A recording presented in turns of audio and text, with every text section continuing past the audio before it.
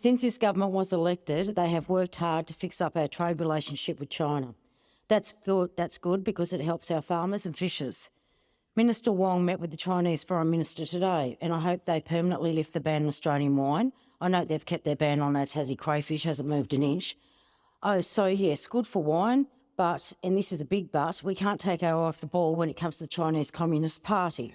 10 years ago, the Chinese president, came to Tasmania. He had such a big entourage that 2 planes were needed to get the Chinese delegation just into Hobart.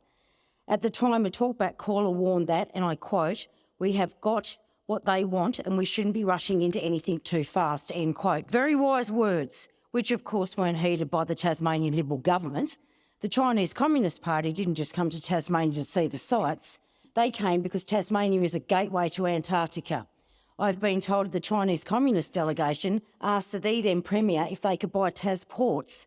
Thank God he woke up to that and said no, but in exchange, the President was pointed to a nice bit of waterfront land in Hobart. Crown land owned by the Tasmanian people. Just 4 years later, in 2018, a Chinese-Australian developer announced they were building a huge resort on Tasmania's east coast. The local community was told the resort would have a golf course, a health centre and a pharmacy.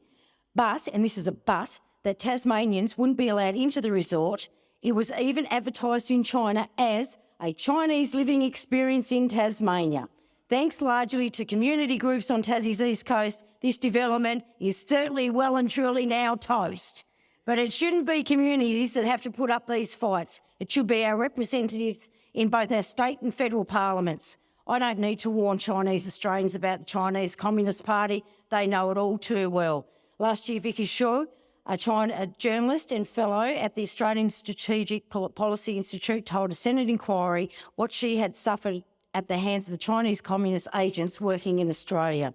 Ms. Chu has done extensive research on the Chinese government's re-education of its Uyghur minority. She withdrew from appearing in the media due to what she called harassing, targeting and intimidating by the Chinese government and its fanatic supporters. This is what's happening in Australia, happening here, where Chinese Australians should feel safe to criticise whoever they like. We need good trade relations with China. We need good trade relations with lots of other countries as well. But we can't let the Chinese Communist government, bully us. The only way to deal with a bully is to stand up to a bully. So yes, our government has to walk a fine line, but they also have a responsibility to crack down on hard political and social interference coming from the Chinese Communist Party. The Chinese government already has a foothold in some of our most prestigious universities. 14 of our universities have Confucius Institutes. These institutes are funded by the Chinese Communist Party. The Morrison government held an inquiry in 2020 amid broader concerns about foreign interference in these universities in Australia. ASIO told the inquiry the university in the higher education sector was a target and that, I quote, hostile intelligence activity continues to pose a real threat to Australia, our sovereignty and the integrity of our national institutions, end quote. So what did the government do when they got this report?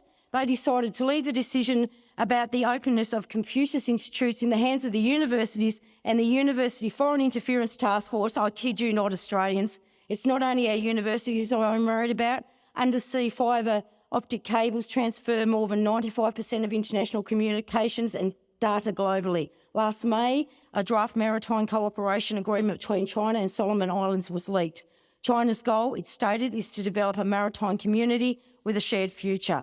In the same month, it was reported that China had started talks with 10 nations in the South Pacific with an offer to help them improve their network infrastructure and cybersecurity. What a load of rubbish. All with the help of Chinese companies. Go figure it out, Australians. What do you think they want?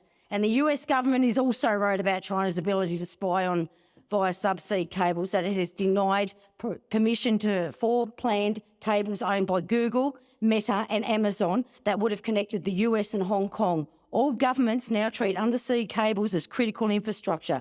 But what is the Australian government doing to protect undersea cables that support our communications and businesses? They're doing exactly the same thing as they did when they were warned about the Chinese Communist Party setting up shop in our universities.